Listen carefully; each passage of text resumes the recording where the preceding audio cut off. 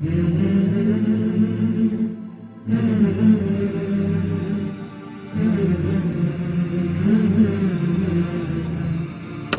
Rabbil Alameen, Wabarakatuho lil Muttaqeen, Wassalatu wassalamu ala Rasulihil Kareem. Amma ba'du, fa'udhu billahi minash shaitanir rajeem, Bismillahir Rahmanir Rahim, Inna ad-deena indallahil Islam. Our first talk is on Islam and secularism. Islam, as we know, is our religion, our deen. And deen in Arabic means return, reward. In English, the idiom is tit for tat. The parallel Arabic idiom is kama tudinu tudan. As you do, so shall be done to you. Deen is the word used for way also. Lakum dinukum waliya deen, you go your way and let me go mine. Then deen is used for the law also in Surah Yusuf alayhi salam. Yusuf alayhi salam was not able to detain his brother in the king's law because he was the great office bearer of the king, not the king himself. So Allah Almighty says, Zalika kidna li Yusuf. So did we prescribe for Yusuf, Ma kana li yakhuda akhahu fi dinil malik, as in the law of the king, he had no provision to detain his brother. So the wording is fi dinil malik. And when the word deen is used for Islam, it's used in the as a complete way of life. Then there's another word, madhab. Close to it, it had not been used in the Quran. It is an Arabic word which means the path which you move on. And this is not used in Quran and perhaps not used in Hadith. But it's in plenty been used in the Islamic literature, but not for Islam. For the different sects of Islam, like Madhab Hanafi, Madhab Shafi'i, Madhab Maliki, etc., etc., the word Madhab is used. But some of our great scholars, to explain a point, they have used the difference, they have differentiated between deen and madhab.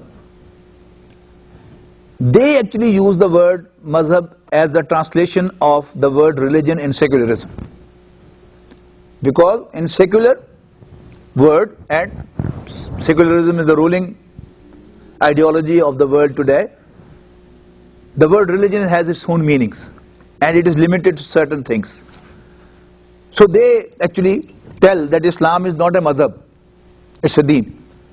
But remember, the fuqaha, Imam Shafi'i, Imam Malik, Imam Abu Hanifa and Imam Ahmad bin Hanbal rahimahullah, they talk about the whole Islam. Headings are different. They will discuss ibadat under Kitabul Salat, Kitabul Hajj, Kitabul Zakat, Kitabul Sawm. And they will discuss the social system of Islam under the heading of Kitabul Nikah.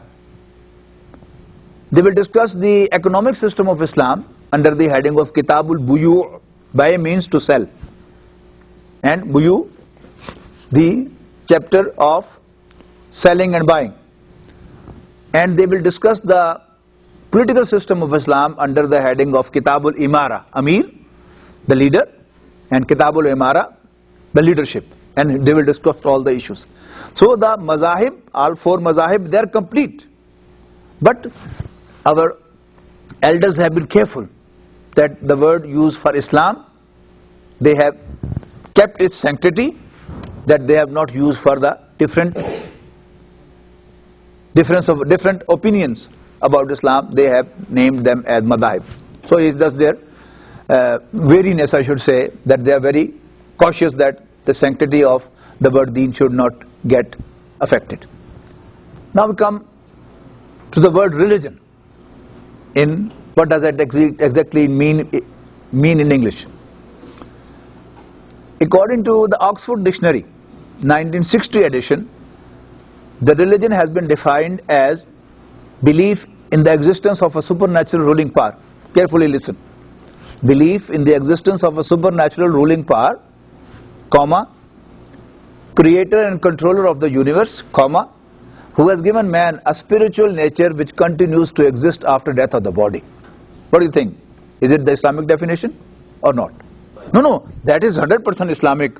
That he has given man a spiritual nature which continues to exist after death of the body.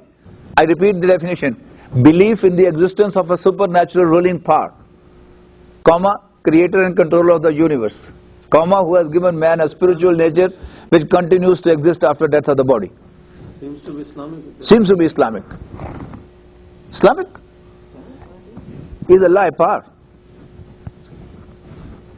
Sorry, Allah? Is a lie power.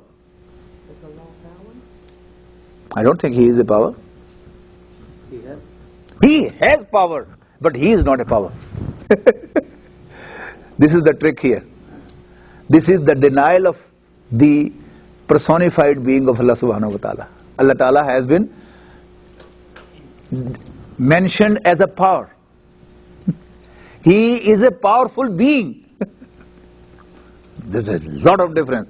Whenever there is a living personified being, he has the authority to say yes or no, like and dislike. You understand how they work? You know, all sitting here have got some religious background, understanding, but you have not been able to figure out that where they have added a poison. They have denied Allah subhanahu wa ta'ala. But even this definition was not accepted later on. After this, in the same 60 edition, after semicolon, there was another definition, ruling passion of one's life. It appeared to be true definition of Islam, ruling passion. But in 1995 edition of the same Oxford Dictionary, amendment was made. The first definition was just taken away. Belief in the existence of a supernatural ruling power. Why? Because they had kept something there, but a normal man believes that it is Islamic. So they just took it away. And the second definition, ruling passion of one's life, was amended as controlling influence of an individual. What is this change? Yes? This is more secular philosophy. What is secular in it? Separation of There is no mention of separation of church and state here. it's You can say there is no belief in God. association with God. No, ruling passion. Controlling influence on a person's life. You know, passion arises from inside and control comes from outside. This is actually Freud's concept, that religion is nothing but something being forced on a man from outside. It has no origin of its own. So now that depicts in the definition. You know, ruling passion was Islamic, of course. That whatever is your religion, it controls and rules whole of your life. Ruling passion of one's life, it is religion definitely. But since Freud has done that religion has got no origin of its own, it has got no existence of its own, it is only something which is being forced on a man from outside. So now that depicts in this definition, ruling passion was replaced by controlling influence of an individual. Do you appreciate that? Now come to the secular. What is secularism? It has got two segments. Ism means ideology of life. Communism, socialism, Tawheed is translated as monotheism, Wahdatul Wujud is translated as monism. Right? So ism is the ideology of life. And secular means, in the same Oxford Dictionary, worldly. Not religious or spiritual. Secular means worldly, not religious or spiritual. That means related to this life, not to another life, like hereafter or the grave, etc., etc. Related to this life only, this is secular. Dunya. Dunya, yes. But in the same edition, 1960, when the word secular is used as a verb, to secularize, it doesn't mean worldly. There is actually the secularism. To reduce the role of religion in morality and education. And most of the time when you see or recognize or you have known about secularism is only about morality. But more deep and more clever effect of secularism is in education. So, to secularize means to reduce the role of religion in morality and education. Now in 1995 edition, there is a very clear definition of secularism. I'll write it down for you so that you don't miss even a word. Believe that laws and education should be based on facts and science, etc.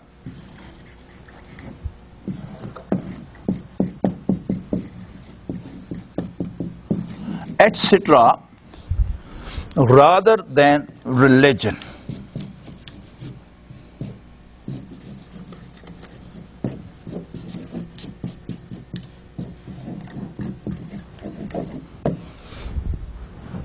Can anyone explain this definition? What is in it? Religion has nothing to do with your life, whatever you are. What does the science and facts means? The universe where we are living. Yes. Physical matters. Yes. You know, according to the scientific definition of reality, anything which is comprehensible by the five senses or at least verified by them has the actual existence, and the one which cannot be verified by the five senses has got no existence. And what is etc.? Number one, it should be in the grip of the any one of the five senses, or it can be verified by the five senses.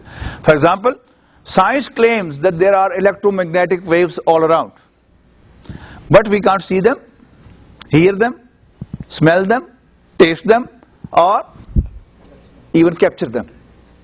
But now my phone will just ring and I will verify that there is something through which my phone has been connected to yours. So it's verified. And then what is etc.? Etc. are scientific methods, and on top is mathematics.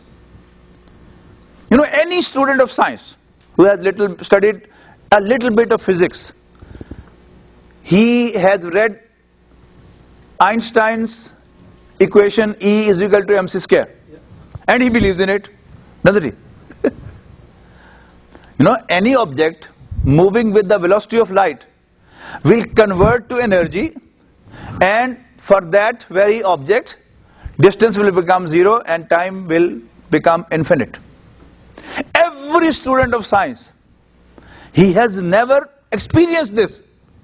Nothing has moved in front of him with the velocity of light, and he has not verified it. Yet he has got so much belief in mathematics that he believes that yes, it will happen.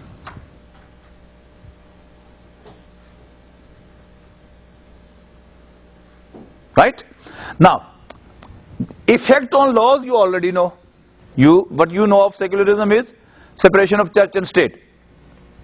That in church you should be with religion, and outside the church, outside the mosque, you should have nothing to do with religion. Laws will be based on the facts and science. You know, the Prohibition Act of banning drinking was based on facts and figures, not on Bible. Bible also doesn't allow to drink. But the prohibition law in America, though majority of the American peoples are Christians, it was not based on, the reference was not Bible. The reference was facts and figures. So this is to do with the law. But more dangerous is education. Anyone who goes to school, his mindset is changed and molded. And we all have gone to school. Don't we believe that anything which is not comprehended by our five senses or verified by them, or it is not proved by calculation or scientific methods, has got no existence? We all believe that, don't we? What actually the case is that only we make our religious beliefs as exceptions, that we don't mix them too. Our belief is on secularism and our iman is on Quran. Am I right? And if you literally mean what belief is, that what you really know, what you really understand, what you believe is your belief. So Aqidah becomes separate and beliefs become separate. A teacher of biology was asked by Dr. Sar Ahmed, our teacher, what do you think about Darwinism? He said, it's kufr. Dr. Sar Ahmed said, I didn't ask fatwa from you. I asked you your expert opinion as a biologist. He was a lecturer of biology and very active worker of an Islamic organization, not to name. He said, the arguments are very strong. What does it mean? He believes in it, but in the religious segment, he denies it. In the understanding section, he believes it. In religious section, he denies it. So it will bring a dual personality, and we are all that. Any person who has gone to school, he cannot believe in God. As simple as that. The school has not allowed us. He has molded our mindset in such a way that we cannot believe in God. Only in the mosque, we have no choice. But as far as our understanding is concerned, the understanding is the other way around. That is, believe that laws and education should be based on facts and science, etc. A young man who goes to school, college, university. Now there are two types. One who just studies to memorize and get through the exam. He's safe. But the real student is one who understands all what he studies. And if he understands this, that anything which cannot be comprehended by your five senses or cannot be verified through them, or the scientific methods cannot prove it, tell me, can he believe in God? No, he can't. So anyone who understands, he doesn't believe in God. Then there are again two categories. There are some noble boys who have a very conservative family structure, respect of the elders. So they don't stand in front of the elders. They say, okay, offer prayer. He said, okay, yes, Dad. Looking here and there, but He's praying. he's praying. But one who is bold, Right. real secular, you know, real secular is, no, all are equal, you can argue with anyone. Father and son, both are human beings, you can argue with him. Husband and wife, both are human beings, they can argue with each other. Now he will stand in front of him. You all believe in nonsense, this and that. And he is proud of being of no religion. I was born with no religion. And he proudly says, religion is the opium of the masses. I'm an intellectual, I'm of a higher category, I'm not supposed to have beliefs. Yeah, these are nonsense people. The sheep and cattle, they have beliefs. I'm a human being. This is the real secularism. You might have heard a difference of opinion on the subject. Some people, some brothers believe that secularism is not against Islam. Some says, it can accommodate Islam. Some say Islam allows secularism. Others say Islam has nothing to do with the secularism. But if you study in depth what secularism is, it has, alhamdulillah, very clear definition. That what to talk of the details, ahkam, laws, they come much after that. The secularism education does not allow you to believe in God. No religion. Matter is finished. So there is no debate at that level whether the laws should be Islamic or un-Islamic, religious or secular. There is no such debate. The base is gone. And this is a very clever move.